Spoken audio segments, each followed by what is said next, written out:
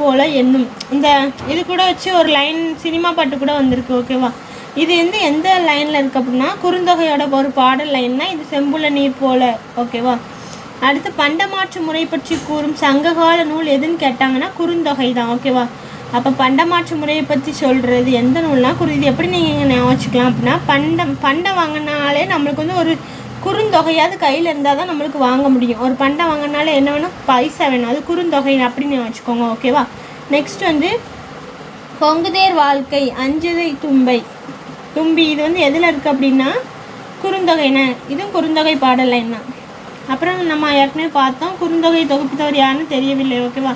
இந்த கொங்குதேர் வாழ்க்கை அஞ்சுரை தும்பி அப்படிங்கிறது யார் வந்து பாடினானா இறையனார்னு ஒருத்தர் தான் பாடியிருப்பார் ஓகேவா இந்த லைனை. நெக்ஸ்ட் பார்க்கலாம். குறுந்தொகையை பாடிய புலவர்கள் எத்தனை பேர் அப்படின்னா 205 பேர் ஓகேவா. அது வந்து அப்ராக்சிமேட்டாக சொல்ல முடியாது, 206 அந்த மாதிரியும் சொல்கிறாங்க. ஆனால் சில இடத்துல வந்து 205 தான் பெரும்பாலும் பார்த்த இடத்துல இருக்குது. அப்போ பாடிய புலவர்கள் எத்தனை பேர்னா 205 பேர் ஓகேவா. இது நம்ம மேலேயே பார்த்துட்டோம். உள்ளது சிதைப்போர் உறவன படார் இல்லோர் வாழ்க்கை இரவினும் இழிவு. இது 9th புக்குண்ணே, 9th புக்கில் இருக்க லைன் ஓகேவா, பார்த்துக்கோங்க. அப்புறம் 8 தொகையில் முதலாவதாக தொகுக்கப்பட்ட தொகை நூல் எதுன்னு கேட்டாங்கன்னா குறுந்தொகை.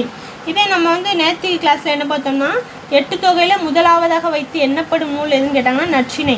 ஆனால் முதலாவது தொகுக்கப்பட்ட நூல் எதுன்னு கேட்டாங்கன்னா அது குறுந்தொகை. இது ரொம்ப இம்பார்ட்டன்ட், நோட் பண்ணி படிச்சுக்கோங்க ஓகேவா.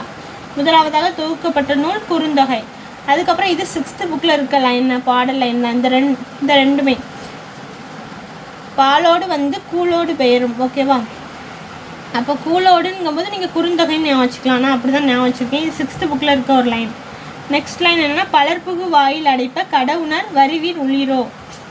நம்மளோட பழங்காலத்தில் வந்து எப்படி பண்ணுவாங்கன்னா தன்னோட வீட்டு வாசலை இரவு மூட போகிறதுக்கு முன்னாடி இன்னும் யாரும் சாப்பிடாதவங்க இருக்கீங்களா அந்த மாதிரி விருந்தளிக்கிற பழக்கம் அந்த காலத்தில் உண்டுன்னு சொல்கிறது தான் இந்த குறுந்தொகையோட லைனோட அர்த்தம் ஓகேவா. பலர்புகு வாயில் அடைப்ப கடவுணர் வரிவீர் உள்ளீரோ, இன்னும் யாரும் சாப்பிடாதவங்க இருக்கீங்களா, அதோட லைன் தான், அதோட அர்த்தம் தான் இந்த பாடல் லைன் ஓகேவா.